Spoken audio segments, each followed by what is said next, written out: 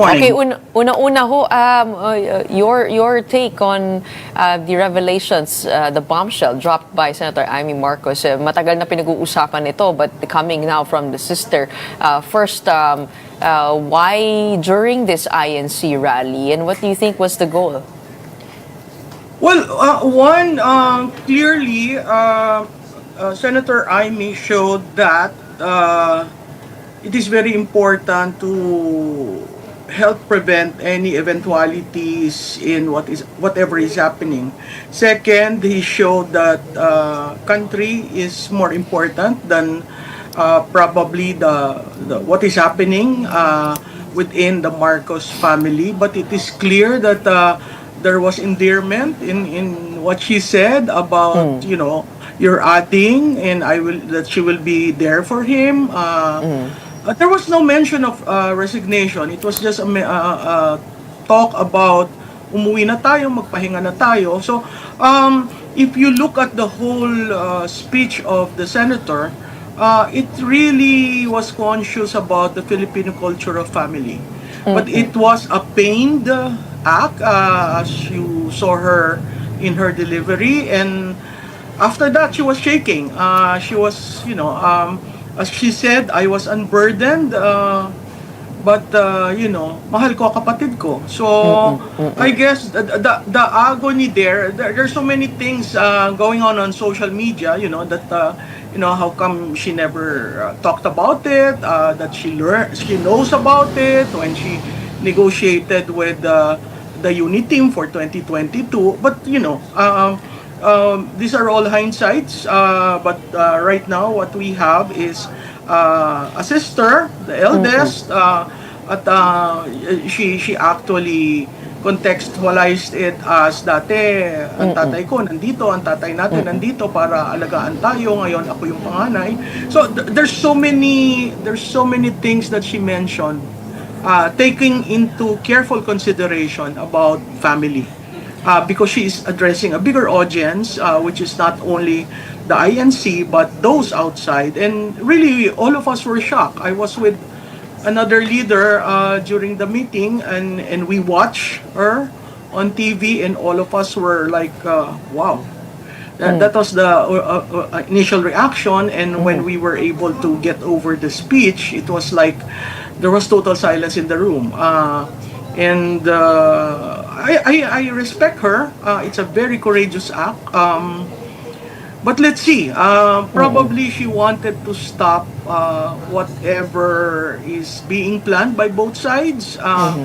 And her reaction actually resulted to INC, canceling the third day. But I do understand that the EDSA rally will continue, but that's entirely a different, Pero hindi ba, Malou, kapag when you correct a loved one, hindi ba it also matters not just the content of your correction, but also the manner and form and timing and the way you speak it.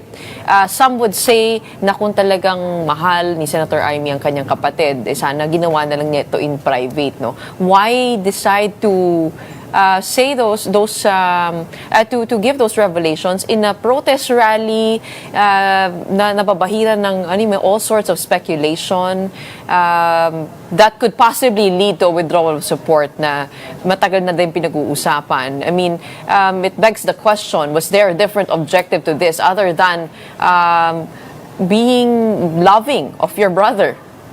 Well, one Gretchen, she has been out of touch with the president for 3 years. She has not been given a space in that inner circle.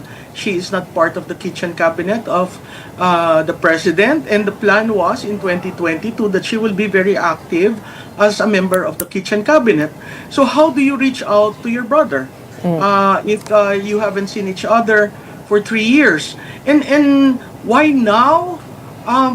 Because our economy is on a free fall, and leaders need to take certain sacrifices to put the house in order. Mahalaga yon kasi ang naaapektuhan na taong bayan eh. Ordinaryong tao naaapektuhan. Kung titingnan nyo, malapit ang Pasko pero wala kang nararamdaman na Christmas rush.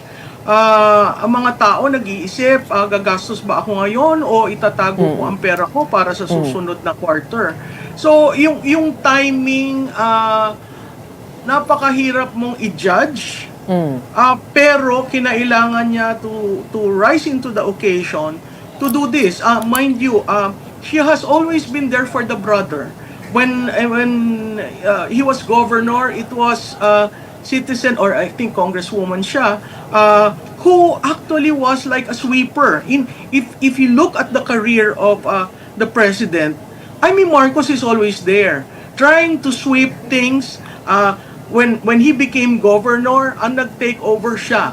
At inayos niya yung naiwanan. When he became congressman, si Senator Amy ang naging congresswoman. And para siyang talagang tagalinis ng naiwan ng kapatid. Masakit yon pero sinabi rin niya, alam sa probinsya. So, hindi na siya nagtatago sa mga kaalaman ng tao.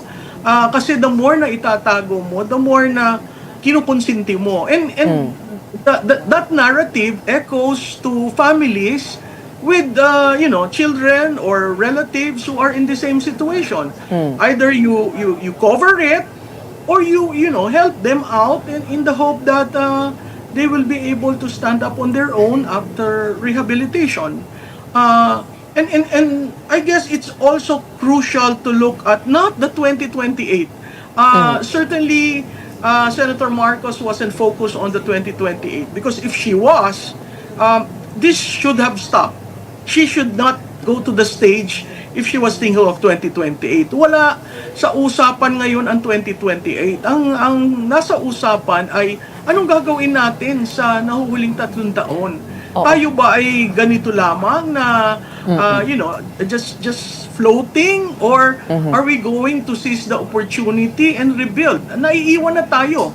Vietnam and Cambodia are up there, and the Philippines is down, and we're cheering the ASEAN next year. Pero, Malou, if you take a look at the whole situation, how does this exact revelation about the president's use of illegal drugs solve the economic freefall of the country? Sabi nga ni Kler Castro, na nakausap niyo nung isang araw, ang reaction niya dito, do not destroy your brother. This is not the issue now. Since you cannot find a corruption issue involving the president, you are diverting the issue. What a shame, Senator Amy, what a shame. Again sa BFF ko, hindi yan diversion, isang pained realization na kailangan kong sabihin, kailangan kong tulungan ang bansa, at kung ito yung paraan niya ng pagtulong, gagawin niya. So clearly she has crossed her Rubicon. That has been there for like when they were kids, and when she became senator, in fact, even in the 2025 election, ang usapan na, magsalita ka na, sabihin mo na. Pero until that very last moment, she held on, hoping na maaayos yung pamilya. Yung ibang komentaryo kasi, why are you washing, dirty linens in the public? But there comes a point in time where the talk has to stop. The whispers need to be attended to, because it is important for her that the health of the brother is taken care of, and the health of the nation. So that is a very hard act to follow, and maraming nagsabi sa kanya, nag-advise sa kanya, but at the end she made that decision, and whether she'll be crucified or praised or what, she has done a nation a great service. Well, right after that, the INC wrapped up its supposedly 3-day protest. What do you think happened there? And do you think this effectively also extinguishes rumors of an impending coup or a withdrawal of support? I think the decision of INC to cut short their 3-day rally is recognition of what Senator Amy did. as you very well know, that rally isn't about resignation. That rally wasn't about establishing a junta, etc., etc. It's essentially for transparency and accountability.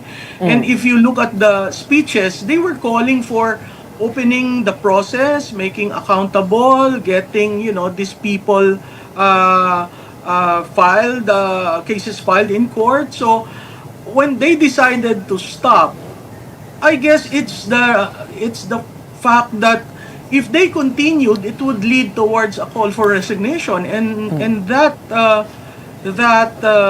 rally wasn't really for that. Right now, what is being played are three scenarios. There's a call for resignation. There's people are studying the incapacity clause of the Constitution, Article 7, Section 11, in case of incapacity. In case of resignation, you have the constitutionally successor to take over. In case of incapacity, the vice president becomes acting president. And the third, I think, is an action of the administration. There's talk that the ombudsman is going to file cases to so many names, both incumbent politicians and everything. When Yusek Kler Castro said that it was a diversion, it was not. It was essentially saving the brother and saving the republic. Oh, yung incapacity clause, how does that work? I mean, there's a voluntary and involuntary declaration. The vice president by the cabinet, and then it has to go to Congress. And then there's got to be a declaration of incapacity, and the vice president takes over as acting. If two-thirds, As acting. if two-thirds from the House and the Senate vote on the incapacity of the president. Yes. Okay. It's curious provision of the So Constitution. We'll look into there are that. scenarios. There are scenarios being played. Last night, this dawn, this morning. So the legal eagles would be able to probably tell you the differences of those options. But the other problem really is the administration has to be forthright with the accusations being made by Congressman Ko. Waiving it as hindi yan totoo is not answering. You have to be direct, because very direct. Whether that has probative value is something else. Diba? So these things need to be answered publicly if you are to arrest the continuous decline of trust of the president. Just waiving what Yusek Kler Castro often does, is a wrong way of addressing the issues.